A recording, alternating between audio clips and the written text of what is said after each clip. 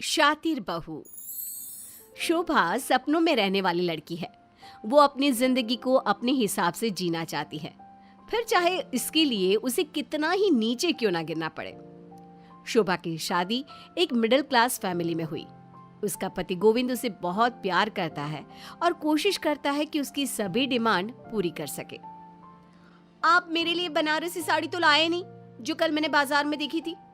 आपको ना घर का सारा सामान लाना याद रहता है, लेकिन मैं कुछ भी मांग लूं तो आप भूल ही जाते हो, क्यों? अरे भूला नहीं हूँ शोभा, मेरे पास पैसे खत्म हो गए थे। कल पक्का ले आऊंगा। गुस्सा क्यों होती हो? पैसे खत्म हो गए थे तो अपनी बहन के लिए जो सोने की चूड़ियां बनवा के लाए हो वो मत लाते। बहन का सामान लाने में पैसे खत्म नहीं होते आपके, लेकिन मेरे लिए कभी कुछ होता ही नहीं है आपके पास। गोविंद एक कंपनी में काम करता है। पिता की पेंशन और गोविंद की सैलरी से घर अच्छा खासा चल रहा है। गोविंद अपनी बहन की शादी के लिए भी बचत करके पैसे जोड़ता है, लेकिन शोभा वो तो दुनिया की चकाचौंध में बराबर खोई रहती है। गाड़ी, बंगला, महंगे जेवर, लग्जरियस लाइफ की उसकी सोच उसका पीछा ही नहीं छोड़ रही है। इसलिए वो अपने पति को दिन रात सुनाती रहती है। सुनिए जी, कल आपके ऑफिस की छुट्टी है ना, हम कहीं बाहर घूमने चलेंगे। ठीक है शोभा, ठीक है। मैं बाकी सबको भी बोल देता हूँ कि सब तैयार हो जाए। और हाँ, तुम माँ और कंचन के साथ मिलकर कुछ अच्छा सा खाना बना लेना। हम खाना साथ में लेकर जाएंगे। अरे कभी तो अपनी कंजूसी छोड़िए, कल सब लोग बाहर ही खाना खा लेंगे। अरे इससे आपकी दौलत में कोई कमी नहीं आ जाएगी। शोभा, मैं खर्च कम करता हूँ तो इसका मतलब ये नहीं है कि मैं कंजूस हूँ। हमें कंचन की शादी के बारे में भी तो सोचना है ना। और आजकल देखो ना कितनी महंगाई है। इस तरह गोविंद शोभा को हमेशा समझाता रहता, लेकिन उसे तो कोई बात समझ में ही नहीं आती। अगले दिन सभी लोग घूमने गए।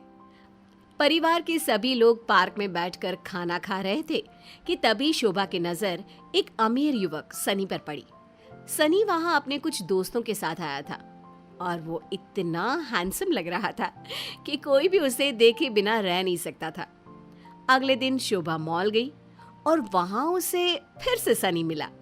शोभा ने उससे बात करना शुरू किया। सुनिए, आप कल पार्क में आए थे ना अपने दोस्तों के साथ? जी हाँ, आया था।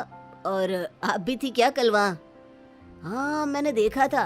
आप किसी के साथ आई थी ना? वो आपके भाई बहन थे क्या? नहीं नहीं, वो तो मेरे पति और मेरी ननद थी। मेरे सास और ससुर भी थे हमारे साथ। आपने शायद उनको देखा नहीं होगा। अच्छा अच्छा, हाँ, तो आप शादीशुदा हैं। आपके हस्बैंड क्या करते हैं? जी, हाँ, मैं शादीशुदा हूँ। मेरे पति एक कंपनी में जॉब करते हैं। अब शोभा और सनी की बातों का सिलसिला आम हो गया था। सनी का रहन सहन और धन दौलत ने शोभा को बहुत प्रभावित किया। अब उन दोनों की नज़दीकियां बढ़ने लगी। सनी के साथ अच्छे होटलों में जाना, महंगी कार में घूमना और अच्छे अच्छे गिफ्ट, कपड़े और गहने लेने का दौर शुरू हो चुका था। एक दिन गोविंद ने अपनी पत्नी के गले में एक महंगा हार देखा तो उसने पूछा, शोभा, ये इतना महंगा हार तुम कहाँ से ले आई? जहाँ तक मुझे याद है मैंने तुम्हें इतने पैसे नहीं दिए कि तुम इतना महंगा हार खरीद सको। गोविंद का सवाल सुनकर शोभा के चेहरे का तो रंग ही उड़ गया। उसने बात को संभालते हुए कहा, अब अरे ये तो मैंने अपने बचत के पैसों में से खरीदा है। तुम बचत भी करती हो? मुझे हैरानी है। अब गोविंद के काम पर जाने के बाद शोभा किसी न किसी बहाने घर से बाहर जाने लगी। उसके व्यवहार में परिवर्तन देख परिवार ने उसे रोकना टोकना शुरू कर दिया। शोभा ने सनी से कहा, सनी, अब हमारा मिलना मुश्किल लग रहा है। मेरे ससुराल वाले मुझे घर से निकलने ही नहीं देते। उन्हें ना मुझ पर शक होने लगा है। तुम मुझे पहले क्यों नहीं मिली शोभा? तो मैं तो तुमसे ही शादी करता, फिर कोई रोकने वाला नहीं होता हमें। तो आप क्यों नहीं कर सकते? इसलिए क्योंकि मैं पहले से शादीशुदा हूँ। सनी कुछ देर चुप रहा। बोलो ना सनी, मेरी बात का जवाब दो। कर तो सकता हूँ, लेकिन क्या तुम अपने परिवार को छोड़ सकती हो?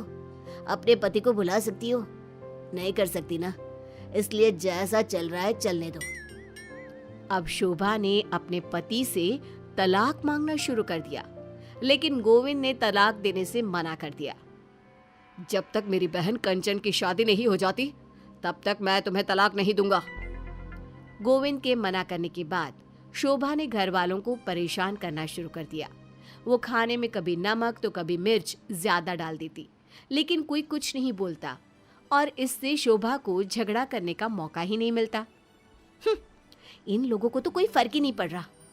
अब मैं इन लोगों का जीना हराम कर दूंगी। अब शोभा ने घर वालों की जान से खेलना शुरू कर दिया।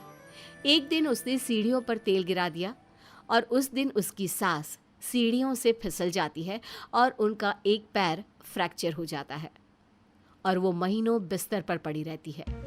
अब वो सबके खाने में नशे की दवाई मिलाने लगी। एक दिन उसके घर वालों ने फैसला किया, देखो बेटा, इससे पहले कि तुम्हारी पत्नी किसी की जान ले ले तुम इसे तलाक दे दो।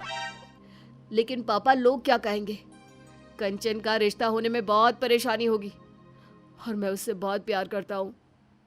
बेटा, शोभा की नजरों में तेरे प्यार की कोई कीमत नहीं है। तू उसे चाह कर भी नहीं रोक सकता। वो तो पहले ही जा चुकी है तुझे छोड़कर। जबरदस्ती से उसे बांधने से कोई फायदा नहीं। उसे तो बस तलाक के पेपर ही चाहिए। और कंचन की शादी का क्या है बेटा? हम जिंदा रहे तो उसकी शादी भी हो जाएगी, लेकिन तेरी पत्नी ने गुस्से में आकर हम सबको मार दिया तो क्या होगा? कभी सोचा है? घर वालों के समझाने पर गोविंद मान गया और दोनों एक दूसरे से कानूनी रूप से अलग हो गए। शोभा उस दिन बहुत खुश थी, लेकिन गोविंद बहुत दुखी था। उसे शोभा के साथ बिताए पल याद आ रहे थे। शोभा को तलाक देने के बाद उसने कहा, शोभा, ये हमारी आखिरी मुलाकात है। इसके बाद हम कभी नहीं मिल पाएंगे। मैं तुमसे बहुत प्यार करता हूं और करता रहूंगा। तुम्हारा नाम शोभा है, लेकिन तुम कभी भी मेरे घर की शोभा नहीं बन पाई। इस बात का दुख मुझे हमेशा रहेगा, पर इस बात की खुशी है कि तुम खुश हो। हमेशा खुश रहना। गोविंद इतना कहकर आंखों में आंसू लिए वहां से चला गया और शोभा सनी के पास तलाक के कागज लेकर पहुंची। देखो सनी, आखिर मुझे मेरे ससुराल वालों से मुक्ति मिल ही गई। अब हम दोनों आराम से रह सकते हैं। अब हम जल्दी शादी कर लेंगे, है ना? ये क्या बचपना है शोभा? मैंने शादी के लिए तुमसे कोई वादा नहीं किया और तुमने अपने पति से तलाक लेने से पहले मुझसे क्यों नहीं पूछा? सनी, इतने नादान मत बनो। तुमने ही तो मुझे तलाक लेने के लिए उकसाया था। मैंने तुम्हें उकसाया और तुम मान गई। तुम अपने परिवार की नहीं हुई तो मेरी क्या होगी? तुम एक लालची औरत हो। तुम्हें सिर्फ दौलत से प्यार है। उन दोनों में काफी देर तक बहस होती रही। तब सनी ने शोभा के मुंह पर पैसे फेंक कर मारे और वहां से चला गया। शोभा पश्चाताप के आंसू गिराते हुए अतीत की यादों में खो गई।